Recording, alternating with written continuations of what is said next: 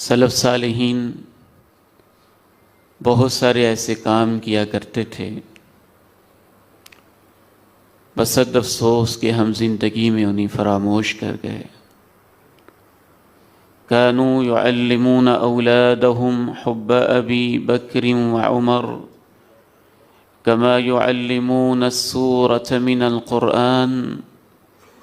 باپ اپنے بیٹے کو بٹھا لیتا، ماں اپنی بیٹی کو بٹھا لیتی، دادا، نانا، دادی، نانی اپنے پوتے، پوتیاں، نواسے، نواسیوں کو بٹھاتے اور جس طرح سے ان کو قرآن کی صورتیں سکھاتے، اسی انداز میں ابو بکر و عمر کی محبت سکھاتے۔